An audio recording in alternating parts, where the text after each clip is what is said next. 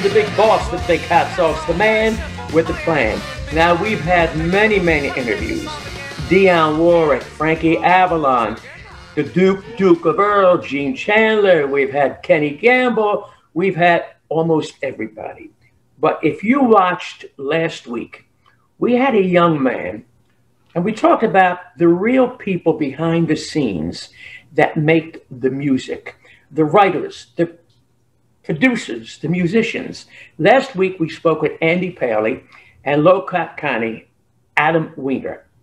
We're bringing Andy back with a guy who, in my opinion, has rock and roll soul in his body, in his blood, and rhythm and blues a part of the shoes. I have Andy Paley, but with Andy is the rhythm and blues, the king, with one of the greatest bands, the most dangerous rock and roll band in the land, Andy Paley, and my main man, Paul Shaffer. Wow. That's the best and most authentic South Philly intro that I think I have ever could imagine getting. Geator, it's nice to be with you. And Andy Paley, thank you for bringing me on. Oh, my pleasure, Paul. It's a dream come true. Andy and I talk Geator all the time. We analyze him. We look at him every which way.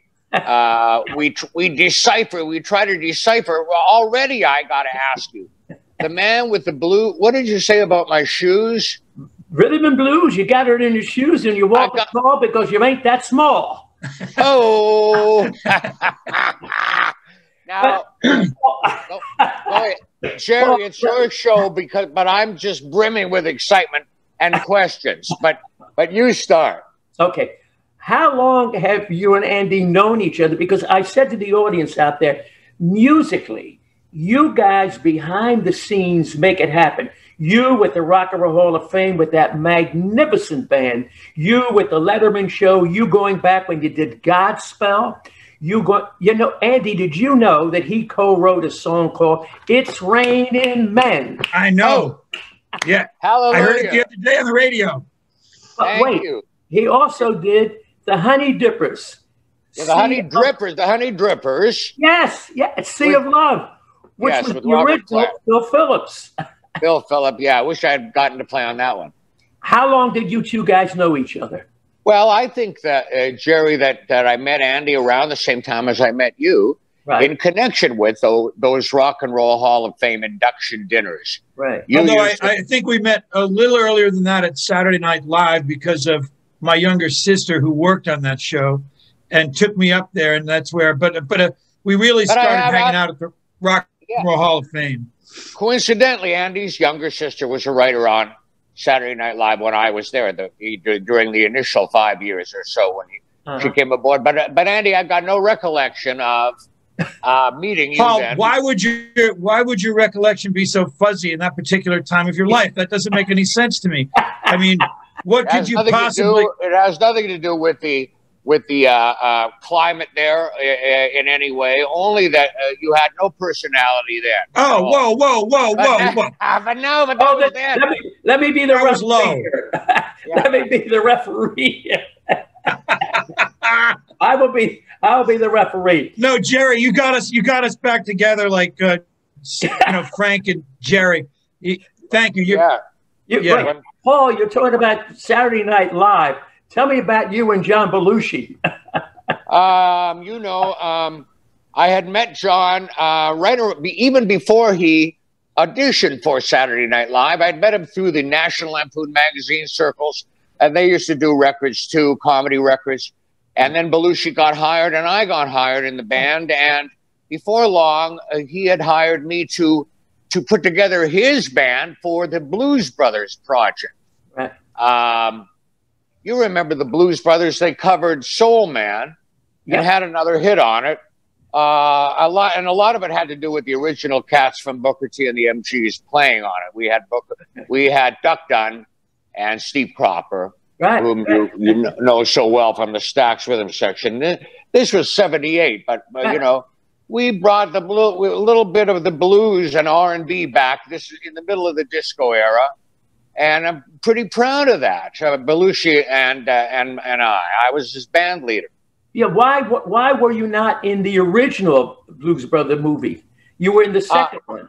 Oh my goodness! Yes, you know what? I was involved in a sort of a scheduling thing. I'd been working with the late great Gilda Radner, my dear friend, on her Broadway show and her record, and basically we didn't get her record finished in time, and I had to pull out on John and the Blues Brothers movie, and it almost killed me, but I just had to remain loyal to Gilda under those circumstances. I ended up working with her in her Broadway show and stuff that summer, but boy, it killed me to be missing the Blues Brothers movie.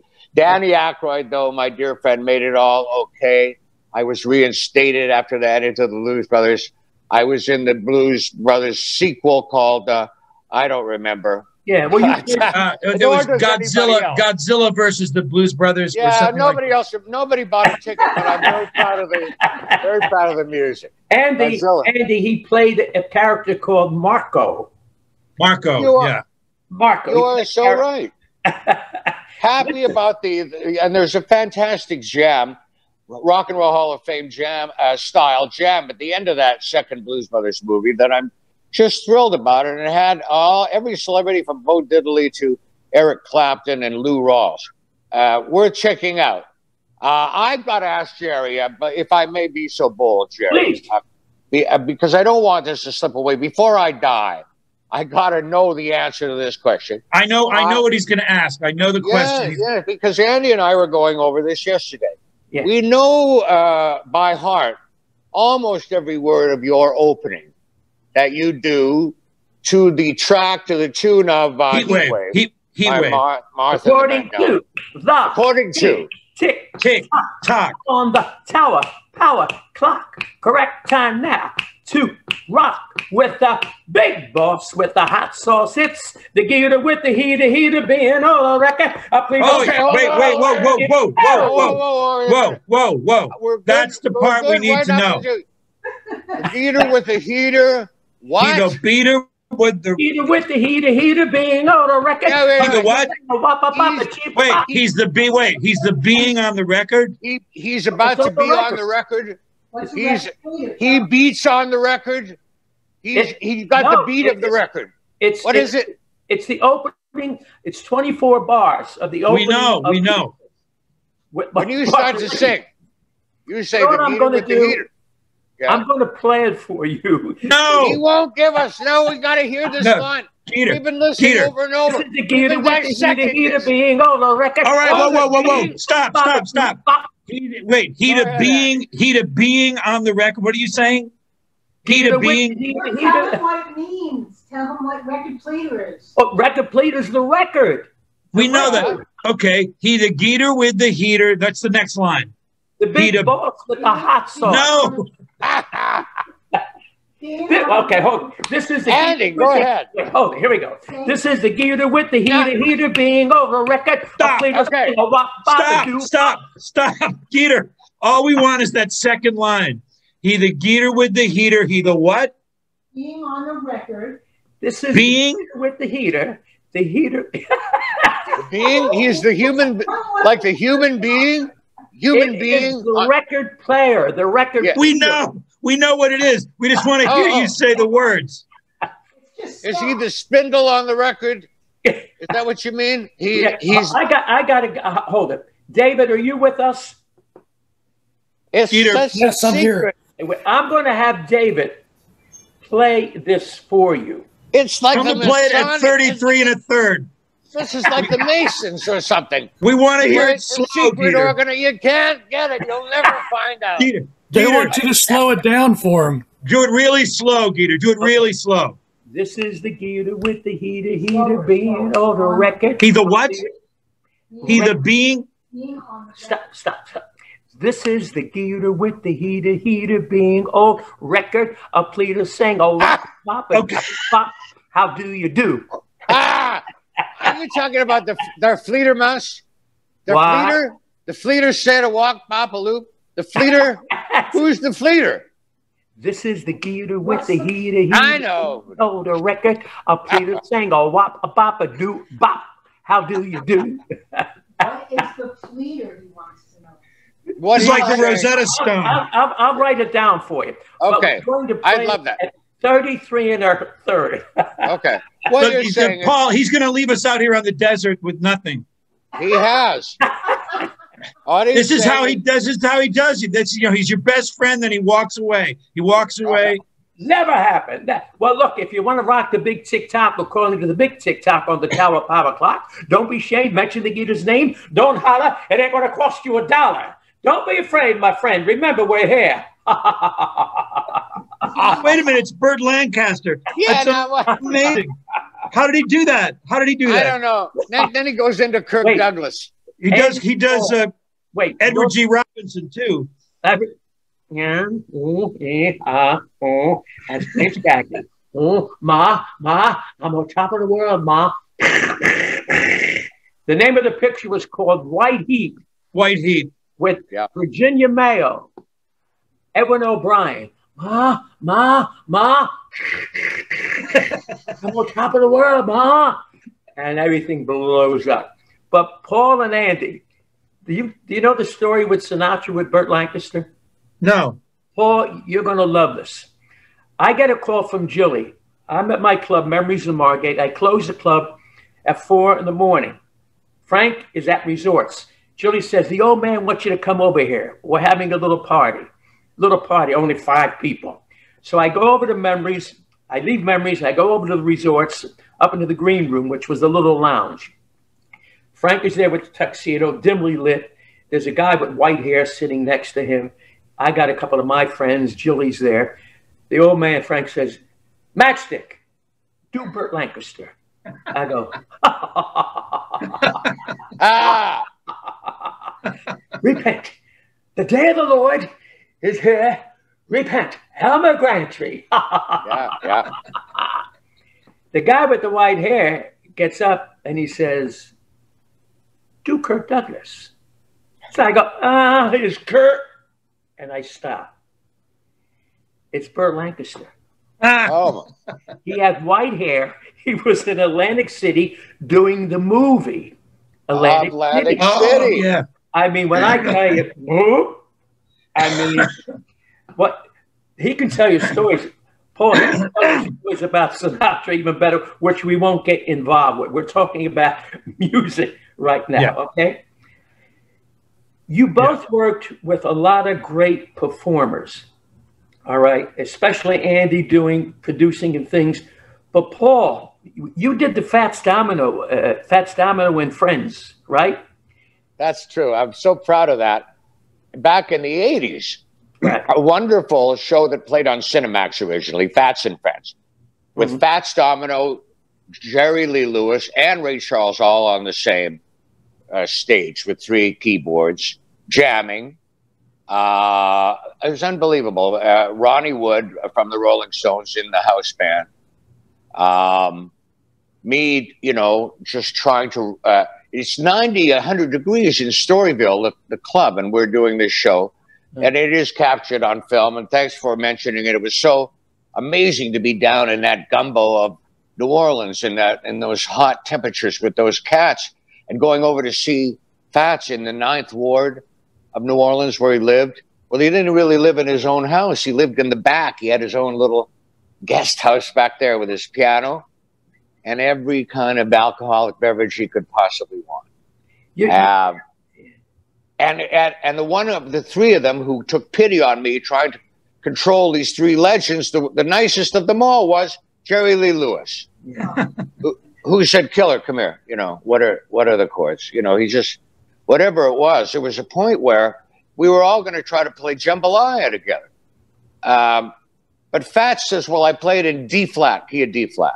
He plays it up, up in those sharp keys, like he plays every song.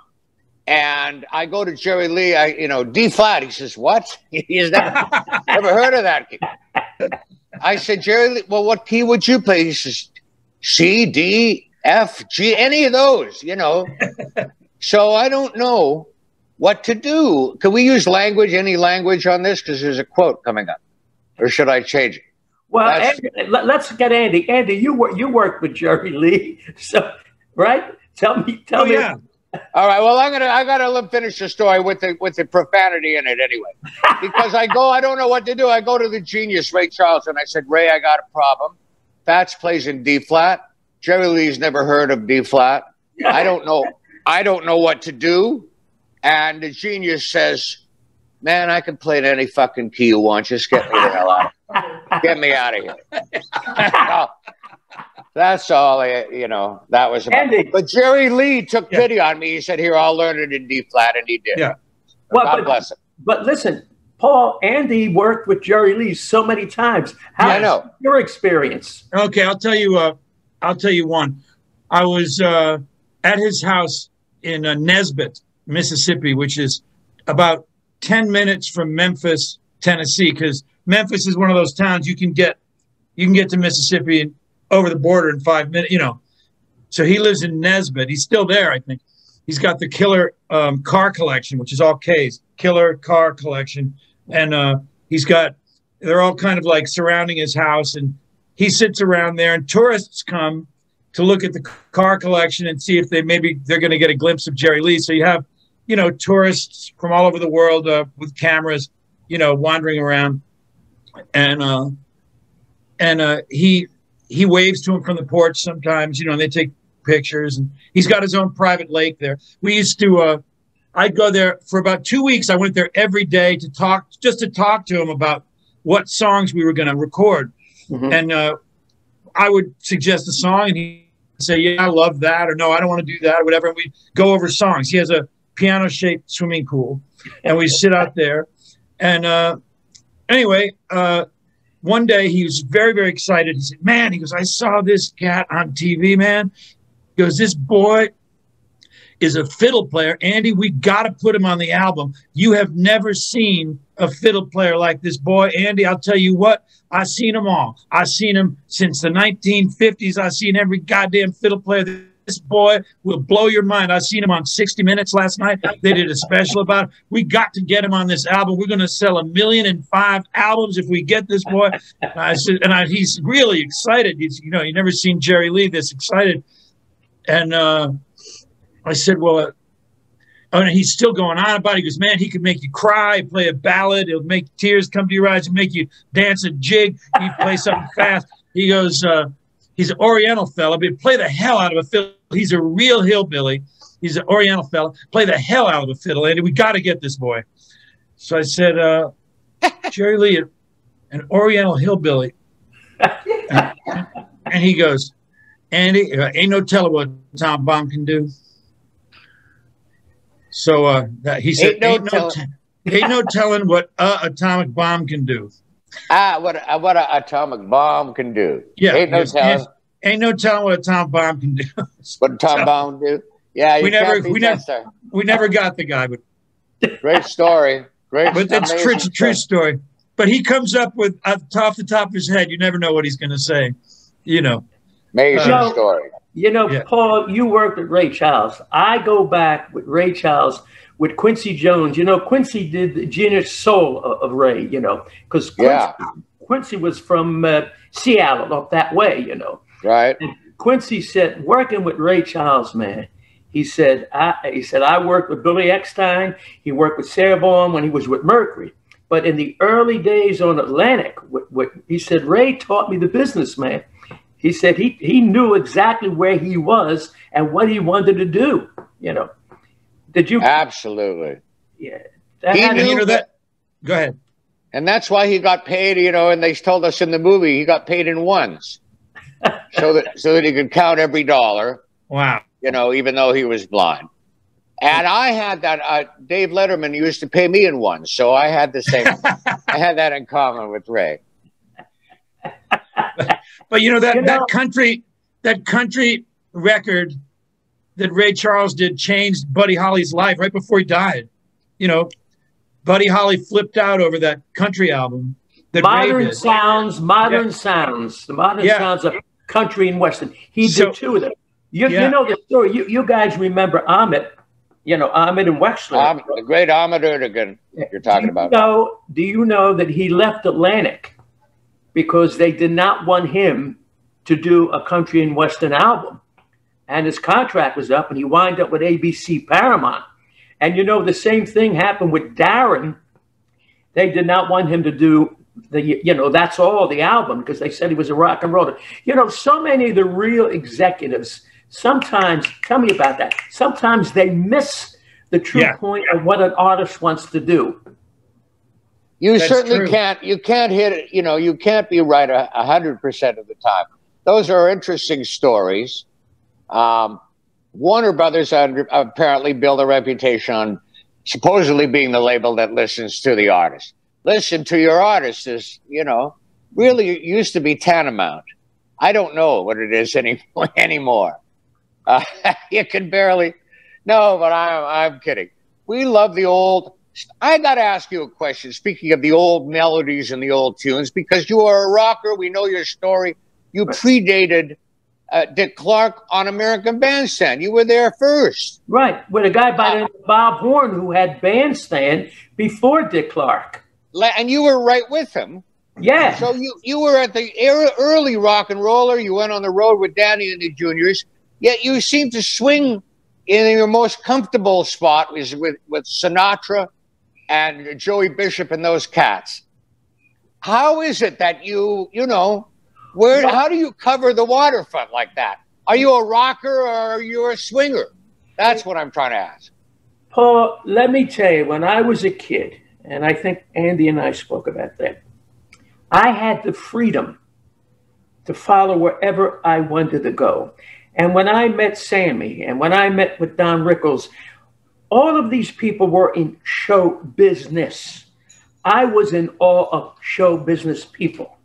And I loved music and I loved to dance. We talked about Bob Horn. He was the first white disc jockey on television to play the original records. Twiddly-Dee, as you know, was Laverne Baker. Georgia Gibbs had the hit. So my ear, when I was a dancer and picking up the music, I would say to Bob, you can't play Georgia Gibbs. He said, well, it's a national record. I said, go with the original. You know that, as you know, the Pat Boone did Ain't It a Shame, Tutti Frutti. Horn, I turned him on to the real music. So in your answer, when people in show business, no matter what field, Sinatra, Little Richard, Fats Domino, when they see something in you that's honest, they nurture you. They nurture you. It's like you have a God-given talent, Paul. Andy, you've had a God-given talent doing what you're doing. If somebody tried to curtail that talent, you would not be where you are today. Right. Two legends in the industry. So in answer, I just feel comfortable being me, doing what I'm doing. You know, I got to tell you guys a great story which Seymour will like. The Rock and Roll Hall of Fame, Aretha Franklin, and man, you're kicking with everybody. Dion, the whole finale. They had a party, and you were with me, Andy. Seymour, Andy, and I are going into the party, and there's Aretha Franklin fuming with the security guys because the security guys were not let into her entourage. So she said, Geator, you know these. So I called the guy on the side. I said, look, here's $50. There's Aretha. Let the entourage in. Seymour said, oh, that was amazing what you did. He didn't know I handed the guy $50. So being who you are, what you are, Paul, it's in you. But Geator, were you a radio nut as a little, when the Geator was a little Geator? When you were, what did you guys have a radio when you were a little kid? Well, the Capuanas were pretty prosperous because my old man put him in the coal business in the ice. Okay. Okay. So they had a TV, they had a radio, and they had a Victrola, a big, okay. And when I would come home, I would listen to radio, but I would listen in the afternoon to The Shadow, The Lone Ranger, Nick Carter, and then I found an Indian called Straight Arrow who rode a Palomino horse called Fury. He was a Comanche Indian. I was intrigued with the way they would tell these stories. Then at night, when I would go home, my mother had the music. Patti Page, Joni James, Joe Stafford. And then when I went on Bandstand, I met these people. And then when I started to listen to Jocko, the black disc jockeys, not the white guys, because the black cats were playing the real music. And when I began, I called myself the rebel jock that rocks the big tick-tock on the Tower Power clock, because I was a rebel. All the guys on format radio hated me. They said, "You don't know anything about radio." But I learned from the disc jockeys, the black guys. So that was the beginning. I mean, but I think you learned from those radio shows too. And I think you took some of the Lone Ranger and the Shadow and the way you keep people's attention on the radio. It's not all music. Some of it's just show and it's entertainment. Hey, Paul, here's one for you. Who knows what evil lurks in the hearts of men? The Shadow knows. The Shadow, mild-mouthed, Lamont Cranston is the Shadow. Amazing stuff. Yeah. Kaniwa Fury. What about the Whistler? That was good. Yeah. Listen, Fibber McGee and Molly. Oh my gosh. Look, you can't do it again today. One of my favorite shows was Amos and Andy. Great show. Great show. Because the lines that they used back then. Oh, great writing. Fantastic writing. Right. Paul, wait, you're from Canada, correct, right? That is correct, sir. Yes. Now, how old, someone said to me that you went to Vegas when you were a little kid and you were knocked out by Nat King Cole. This is true. It's absolutely true. My parents, I was from Thunder Bay, Ontario, Canada. Back in the day when I was there, it was two towns, Fort William and Port Arthur, and they amalgamated, became Thunder Bay, 140,000 people. Yet my parents were this hip couple living up there. I don't know how they got there. When my dad was born there, he was a lawyer, yet he loved the great jazz singers. He loved Billy Eckstine. He loved Sarah Vaughan. And he took me to Vegas as a kid. I was 12, and changed hotels so he could be in the Riviera where Sarah was in the lounge. Every night he was there listening to her, and I was outside because I was only 12, listening to her from outside. But yes, in the main room, Nat Cole. And he had, he was the classiest. And he did a beautiful show with scenes. He was under a street lamp singing Miss Otis Regrets, And then when he gets to the end, after a half an hour, he says, and he had so much class. He says, at this point, ladies and gentlemen, most of the performers in this industry would do what has been referred to as their hit record. And he had Ramblin' Rose at the top. He said, but in many circles, that would be known as milking the audience. And you people have already been milked enough at the tables. Well, I never, when I finally got to play Las Vegas, which I did at Caesar's Palace in the lounge, I said those exact words. You borrowed those lines. Came full circle with Nat Cole. But boy, was that guy a professional. And what a hip thing to say. I never recovered. Well, you see, those little things like that are the things that register. When I met Sammy Davis, man, I wanted to be in show business. When I met J.P. Morgan, and the Don Costa was doing all of her arrangements for Derby Records, which was Larry Newton, who, as you know, became a part of ABC Paramount. So it's those little things like that. Andy, your first bug in show business, what was the inspiration in that? Well, I think, it was a few years later, but I was in upstate New York, middle of nowhere, around Albany, Schenectady, Troy. So it's WPTR, WTRY. And I was under the covers with my transistor radio, just listening to Boom Boom Brannigan and, listening to the hits. But it was late 50s, early 60s. And I had parents like Paul, pretty hip parents who were listening to pretty hip stuff. So, but when you're in the middle of nowhere, you can't go out on the corner and play stickball. You can't do anything because it doesn't exist. The only thing around where I lived was cows, and dirt roads. But I was addicted to the radio, and we had pretty good radio. I don't know what the radio was like in Thunder Bay, but we had pretty good radio in upstate New York. But that was what got me going, Jerry, was just the radio. You know, we're talking about radio, Paul and Andy. You know what I think really killed radio? Format. When they did format radio, they took away the ability for a jockey to hear a song, which I do. If I like something, I'm going to play it. Format radio really, and yeah, because they rely on a research chart, you know, to tell them what to play, which is they don't play from the heart. Is what you're saying. I say I play my music not from a research chart. I play it from the Geator's rock and roll heart. Yes, that's true.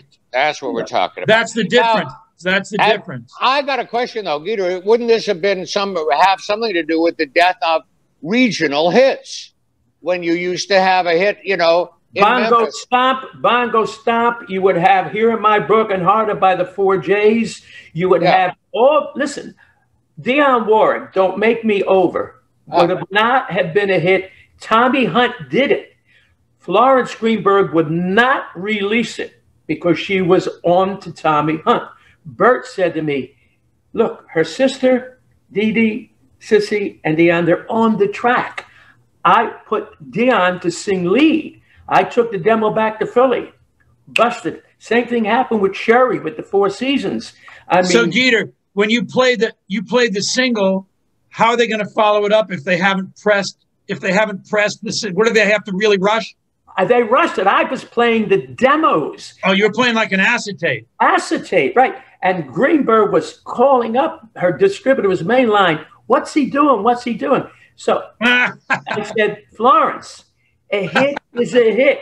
Abner said to me, with the Four Seasons, he said, I like this record, Cherry. Tell me about the group. So Crew was drinking. He says, well, it's the Four Lovers, you know, with Frankie. It's the Royal Teens with Gaudio. Believe me, Abner says to me, Geator, it's a white group.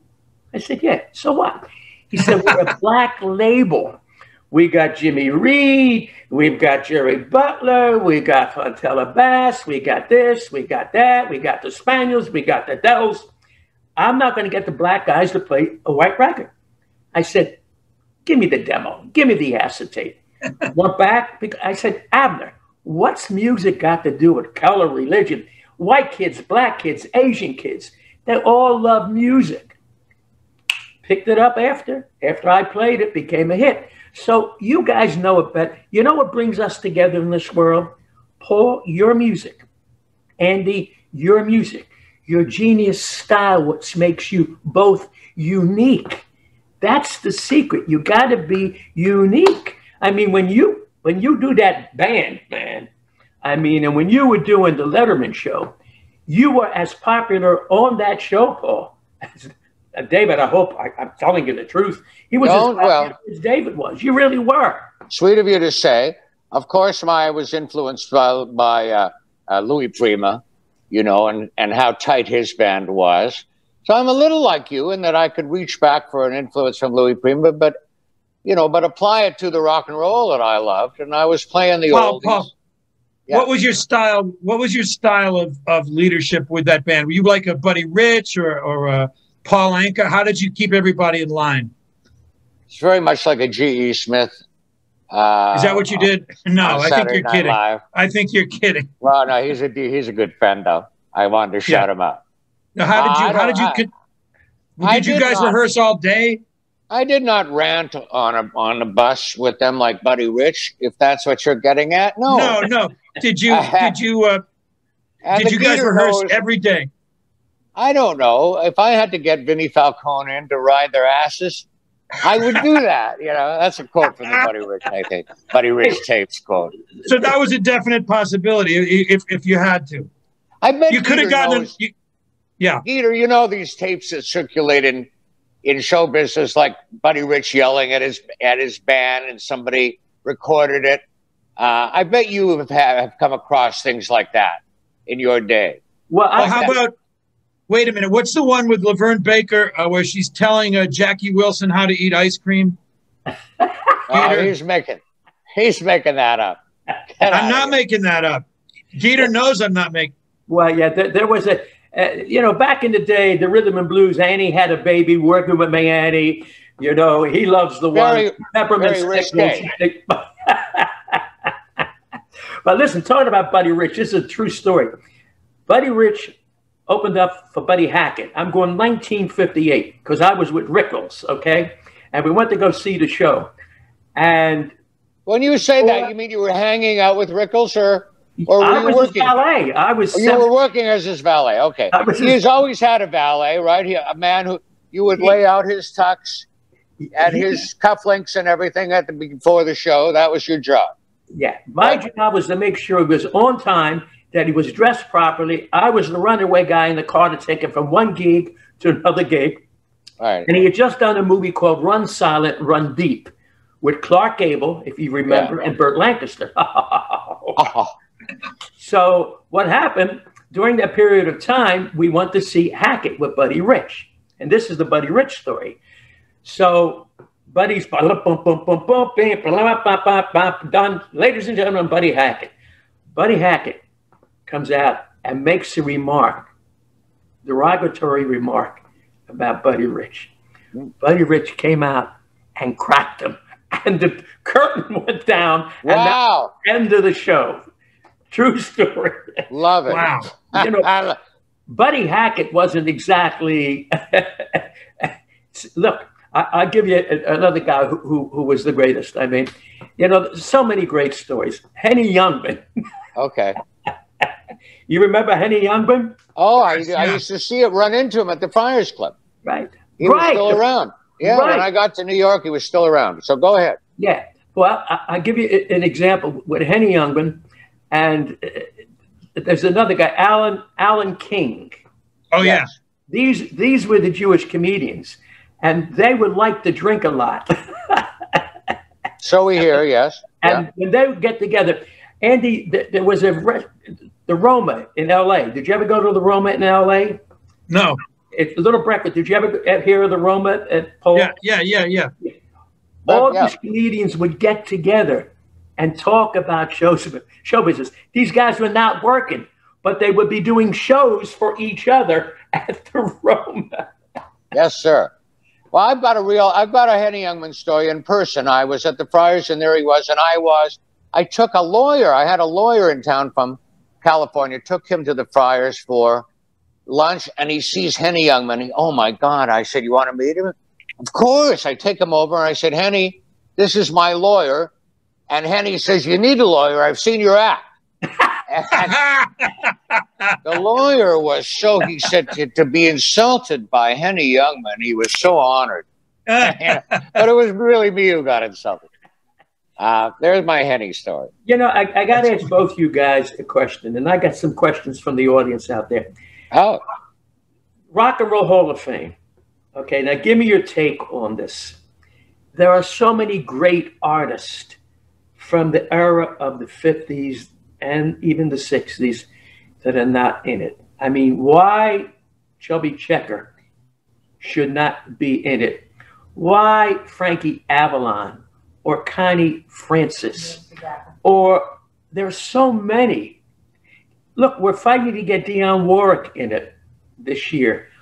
What's your take on that? I mean, I have my own opinion, but Paul, give me your opinion. You know, I heard Keeley say Neil Sedaka. He's one of the guys who I'm most upset about, has been overlooked. All I can say is they try to do a process of a committee that puts together a ballot, and the ballot goes out to a voting body, and the votes come in, and it's just a process. I don't know why Neil Sedaka has not, was not on the ballot even this year. And the people get younger on the committee, as they must, to keep up with the times, and it looks like people may get overlooked, which would be a terrible. I think in Italian they call it shashanda. Yeah. Really. But it just speaking of shashanda, I mean, there's so many. I agree with both you guys, and I don't know the answer to why they overlook these people, and they put in people who aren't really rock and roll, who might be great folk musicians or great jazz musicians, but I would never say, oh yeah, well, Theodore Bickel is not in, but go ahead. Right. Yeah. But I mean, the Marvelettes, Neil Sedaka, like you said. I was on the nominating committee for a while, and I was thrown out. But I argued really hard for Gene. You were stealing. You shouldn't have been stealing Whiteout. That's why I know. That's the thing. They caught me on the committee. Yeah, they caught me at the door. But I had I fought for Del Shannon, Gene Pitney, which eventually worked out. Yeah. Steve Douglas eventually got in. I mean, some of the sidemen, things like that. But I mean, the Marvelettes.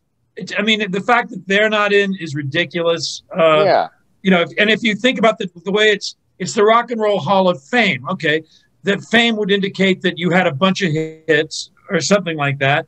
But they're putting in people that the three of us probably never listened to any of their records at all. But somebody thinks they're hip, and it seems like Tommy James and the Shondells are not in. There were how many hits did he have? And they were rock and roll hits. He was a master recording. And some might say, he was big enough for when they inducted Joan Jett.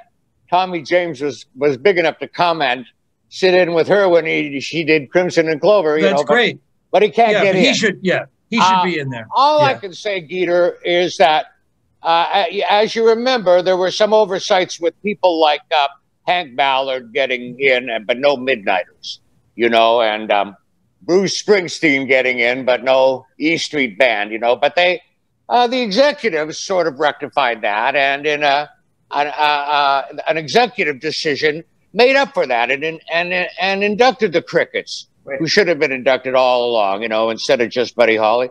Yeah. Maybe the best we can hope for is an executive decision like that says, before we move on, let's pick up people like the Marvelettes and Mr. Neil Sedaka. Maybe that's the best. Frankie Valli as a solo artist with the hit songs that he absolutely did, definitely should be in. Let me tell you what someone said to me. Jan Winter, who basically financed a lot of the Rock and Roll Hall of Fame, as they said, was not really hip to the music that you and I and Andy was hip to, or the artist.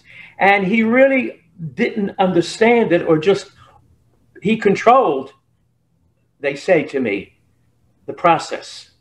I'm not going to say who said that, Andy. Well, I don't know. I think a lot of those guys were more into music from the late 60s and a kind of psychedelic stuff, which to them was more important than some of the stuff that came before that. So it made it very difficult to get some of these people. And I remember going to some of these meetings and listening to the arguments, and it was hopeless. You wouldn't have even heard of some of the stuff they were arguing so passionately for. Whereas, saying, Gene Pitney, why would we ever put Gene Pitney in this thing? What's he ever done? I said, oh, well, he wrote He's a Rebel. He was an amazing performer. I mean, hello, Mary Lou. Hello, Mary Lou. Yeah, but also the thing is, sometimes it seems like maybe they could do a thing where, if you take, there are various instances of 145, one record which changed everything. And no matter how you look at it, for instance, the record by Richard Berry, Louie, did whatever it did, but the Kingsman record actually changed everything when it came out. Whatever your opinion is of the two records, the Kingsman record, that 45 should be in the Rock and Roll Hall of Fame for the amount of influence it had, creating a whole movement. You could take G by the Crows, and you could say that record, that one record, changed so much at that time that it came out. So many bands started singing on the corner when they heard the Crows that you ended up with 5 more bands, with names of birds, I'll give you another song, Shaboom. There you go. Shaboom by the Chords. It's almost like those records should be in the Rock and Roll Hall of Fame. I'll give you another one, Silhouettes by the Rays, which was produced, as you know, by Bob Crew and Frank Slade. Well, out of all of the happiness that you have created, you too, Andy, what are the finest moments in your life that really stick out, Paul? The most amazing experience I ever had was going overseas with my old boss, David Letterman. We went to Afghanistan at Christmas time. Christmas Eve, we were in Afghanistan the very first year of the war against them, and then we were in Iraq the next 2 years. Christmas Eve, I'll never forget it. It was so inspiring, the kind of courage we saw from those kids over there, and that's what they are, kids. The soldiers, you know, and the people that we're all, thank God, supporting now, whether or not we agree with the politics behind it. But man, we saw courage. That was incredible. And being in the studio with Phil Spector, which I got to do way later. But, you know, we all got to know him a little bit, again, through the Rock and Roll Hall of Fame dinners, when he resurfaced there after he was inducted himself. And he had a session sometime in the 90s in California with as many of his original sidemen as he could. He had 30 guys in the studio, just like the old days, and I was honored to be there. And, you know, nothing came of it, really. Nothing was released from it, but I got to hear that wall of sound, and I was right in there. Mm-hmm. And how can you top that, you know?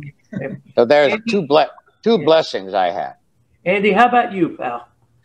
I guess the most joy, happiness, maybe, was actually the shows I did with Tom Kenny and the High Seas doing SpongeBob music, which this guy he is a card. Yeah, he is. Yeah, and Jerry knows him. Jerry was and the Geator knows him because he was on our Best Day Ever album. The Geator played a major part on there as a DJ named Albacore, the tune. And he basically had to play himself, but it was great. So anyway, but no, the kids all over the world, you know, react to that stuff, and it's, you know, we did shows in hospitals and all over the U.S. and you know, it's a really fun band, and we I think that's one of the high points. Other than that, maybe like I actually got to work with Phil Spector too, and I know what Paul's talking about. That was a major thing for people who grew up in our era. Yeah, do you guys remember like the night before the dinner where we would all be together and Phil, some of the artists would be playing piano and the artists would be singing? Yeah, at the Waldorf. One night I walked in and the first thing I saw was Phil, who took me into, they were very crowded. You guys were both there. We'd all arrived separately, but I remember walking in and Phil took me by the arm and he pointed me at the piano and somebody was already playing it. And he said, "You know who that is?" I said, "Who?" He goes, "Chuck Berry." So Chuck Berry was sitting by himself playing piano, and Phil was very proud of that. And then later, Paul took over later, and there was a crowd of people around the piano. I remember it was Peter Wolf, me, Neil Young, a bunch of people. I remember Paul might remember some of it. Paul was playing piano, and Spector said, because we were just doing old songs, and Spector said to Neil Young, he said, "Hey, Neil, why don't you sing that note you like so much?" That's pretty good. Which is a pretty good line. Maybe he was referring to Neil's album. This note's for you, though. Maybe, you know, you never know. See, I didn't know that. I didn't know that. I took it another way. Yeah, you can take it both ways. Yeah. Why don't you sing that you like so much? You know, but those were good parties, Jerry. Yeah. Oh my gosh! Listen, what's the future look like, Paul? Give me your take on music and everything. Future of music. Yeah. I just read that article in the New York Times. It came out right after the Grammys. It explained that basically, it purported that the technology of today, computers, the internet, things like TikTok, the short attention span things, have changed songwriting. It's no longer the thing, what it's been based on ever since the 20s, 30s, Irving Berlin days, whatever, verses and choruses. We don't worry about that anymore. We don't have time to listen to a whole verse. 8 bars. We got a hit with not necessarily a chorus either. We don't need that. Just a hook. Hook could be a little synthesizer line. Hit with that right away. There's a hook, you know, and then hit another hook, and you could have a breakdown for dancing, and you kind of got a song. It's changed the definition of a song. So how about you, Andy? What do you think, Andy? I think I know. Paul and I talked about this before too. There was, even before that article in the Times, there was a couple of years ago this big lawsuit involving Marvin Gaye's estate, and of course, and I forgot who was the other party? Robin Thicke. Yeah, Robin Thicke, and the jury made a decision which to me was absolutely the worst decision they could make, which is that, and it goes along with what Paul was saying. But it's not technology. It's just the way songs are now defined according to this jury. And it was a major case. You no longer have to have a melody and a lyric to create a song. Basically, a groove can be considered part of a song, which is a horrible decision as far as I'm concerned, because it makes it into such a gray area. How do you define what a song is now? Oh, you know, if I took the groove, or if I was influenced by a groove that Smokey Robinson came up with, or I was influenced by a groove that Link Wray came up with, or if Link Wray were influenced by a groove that the Diamonds came up with, all of a sudden, who wrote that song? And anybody can sue anybody, because there's no longer a concrete definition of how a song is constructed. And Jerry, you know, it's in line. You could take a song, for instance, the Flamingos, "I Only Have Eyes for You," which was premiered in Footlight Parade, written by Dubin and Warren, Dick Powell and Ruby Keeler. Well, now you're just showing off. Now you're showing off. No. But there's a reason, because that goes back to when a verse, those little intros that they used to have in songs, that used to be called the verse. Right. Then you would have a refrain. And then you would have a bridge. All of that stuff goes down the tubes as soon as you can take a drum part from some record and say, oh, that guy, you know. Yeah, it's like, then you know, there's no more craftsmanship, I guess is the word. Andy, I'm going to give you a song. Smoke Gets in Your Eyes. Right. From 1936. Right. The Broadway play called Roberta. Okay. There you go. Yeah. I mean, they don't see the storyline too, guys. Storyline, you relate to a storyline of the song, Paul. I mean, young kids, when I would play, they would call me up. Geator, I just met a girl at the dance. Play a song for me. Hey, Elaine, this is for you. He only has eyes for you. Yeah. And she'd call up and say, play something for me. This is for you. He said, you belong to me. Because there were stories that young people identified with today. Paul, you know what? I was amazed when It's Raining Men, that you co-wrote that. That was in the disco era. Where did that come from? I was alive way back then. I don't know about you. But I had done some charts, Geator, because I used to arrange dates. And I had done some charts with a very talented guy, no longer with us, Paul Jabara. Yeah. He went on to write Last Dance for Donna Summer, and he won an Oscar. And then he called me up and he said, I'd like you to write. You did such a great job with those charts for me. Let's write a song together. And I got a great title. It's Raining Men. And I said, I'll be right over. And you know, that's how it came up. But he had the title, and he had a lot of the phrases, too, like rip off the roof and stay in bed. He was all ready to go, you know. That's a sing-along. Yeah, that's a sing-along. It's rain. I lower the record, and 20,000 kids. It's raining men. Hallelujah. Oh, I love that. Well, maybe you know, the way you do with Martha Reeves. Yes. According to. Maybe you can come up with something. On the tower clock. Correct time for the big boss with the hot sauce. Geator with the heater being older record. A pleader say, oh, do Bang!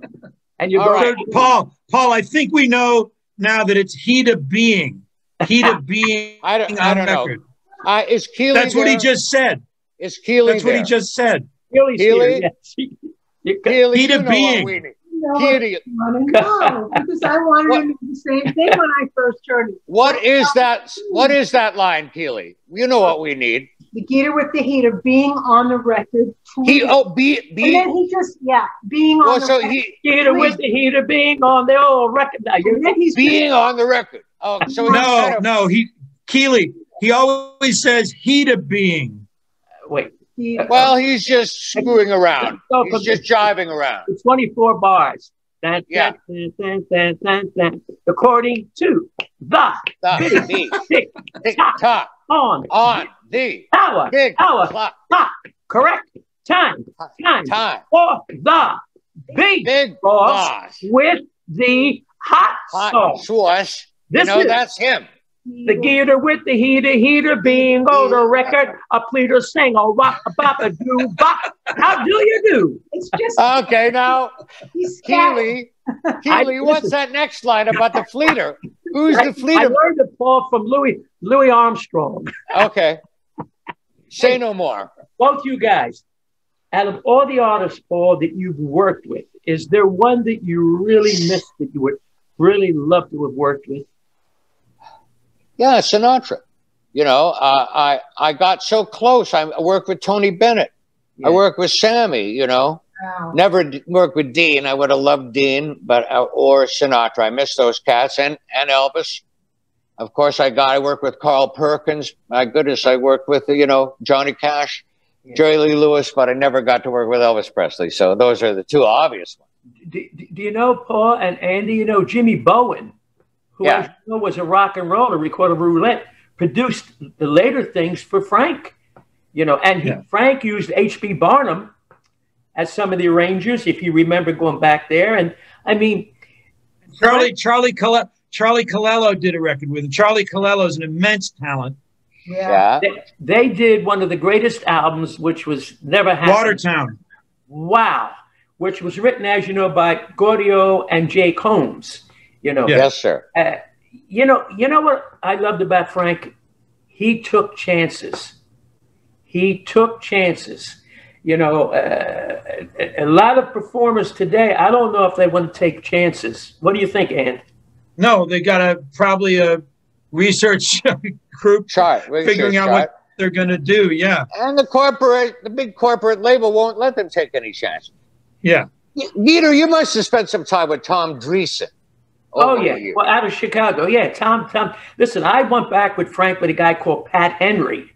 Of course. You're Pat open Henry for him, yeah. The real guy that Frank loved. I mean, and then he died. And then Charlie Callis, for a brief period of time, became then Tom Dreesen. But, Frank worked with Rickles. And, that's the show business, guys, that you'll never see anymore.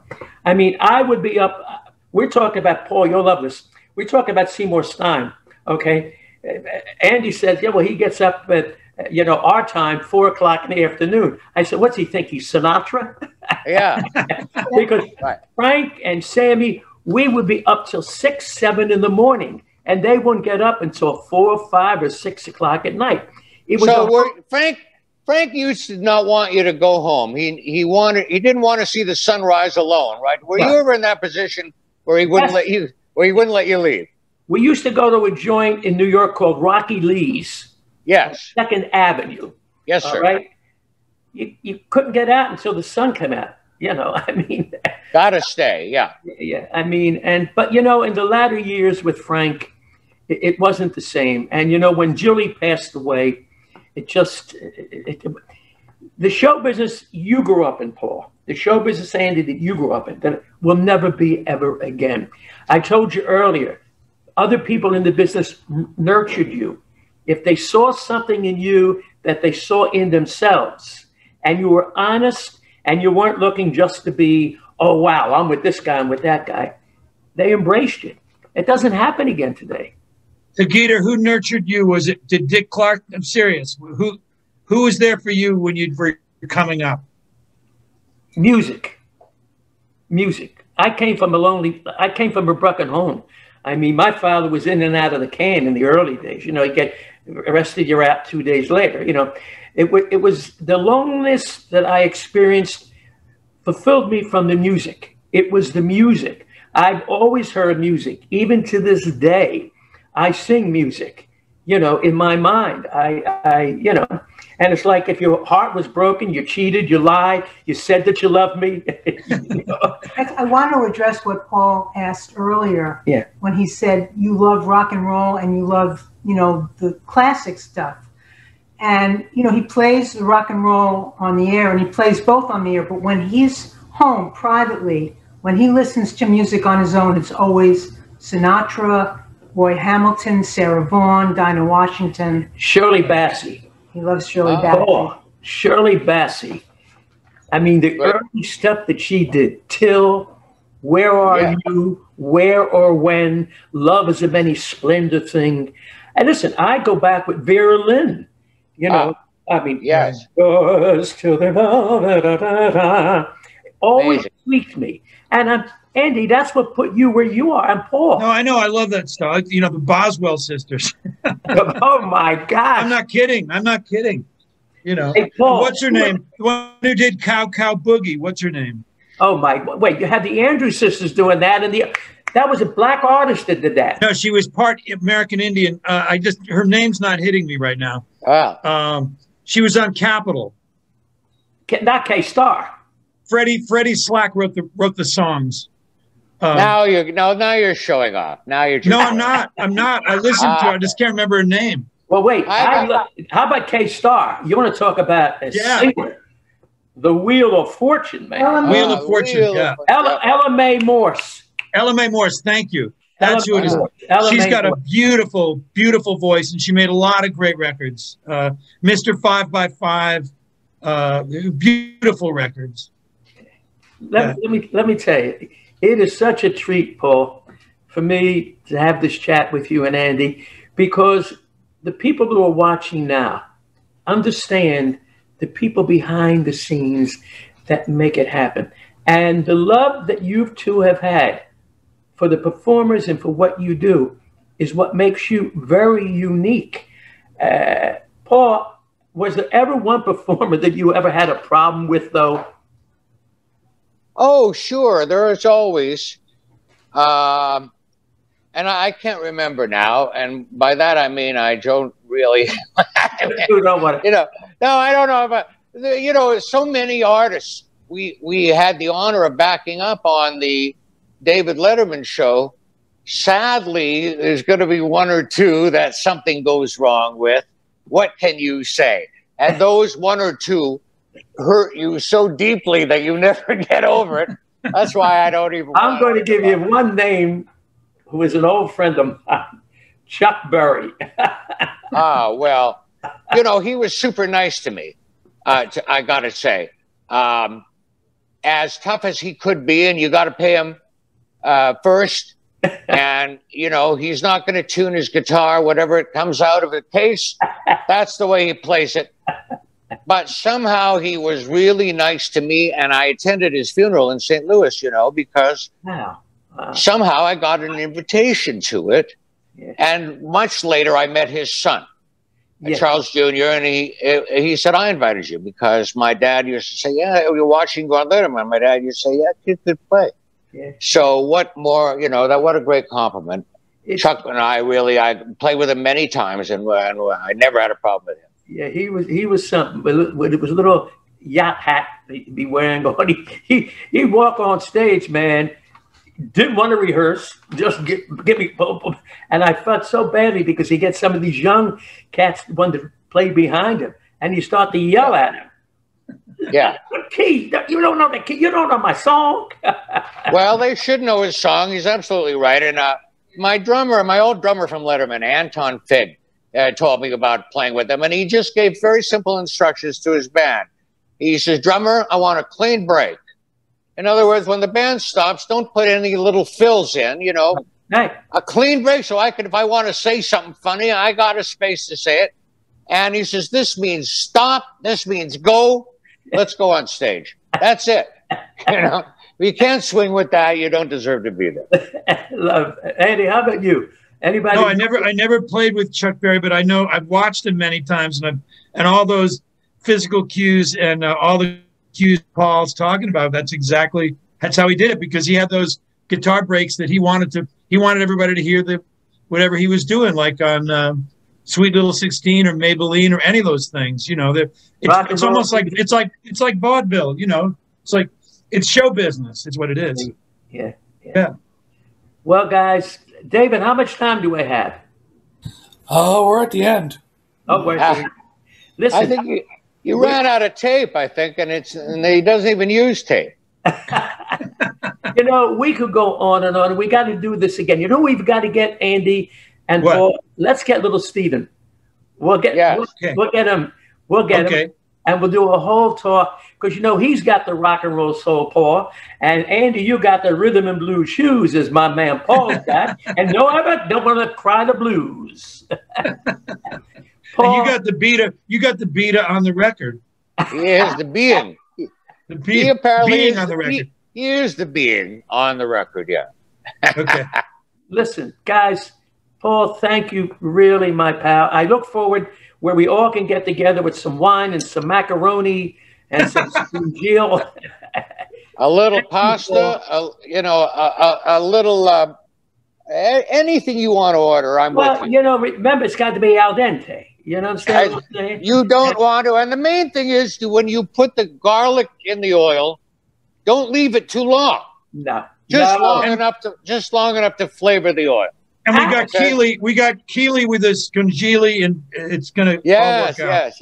This is so great. I wish it could go on and on and on. I love both of you. We're having a lot of fun, and it's nice to see you, Keely, for the first time. All the right questions. And the Geator is a legend. Well, we were just, Andy and I have been looking forward to this for so long. We're such fans of his. I just love you two guys. And we're fans of yours. Hi, radio listeners. This is SpongeBob SquarePants. When I'm in Bikini Bottom, I listen to Al Bacori, the Tuneful Tuna, on WH2O. WH2O. Al Bacori! This is the boss of the sea sauce, Al Bacori, the Tuneful Tuna. We're rocking the bottom. You want hits, we got 'em. We're premiering Bikini Bottom's #1 album. It's SpongeBob and the High Seas, the best day ever!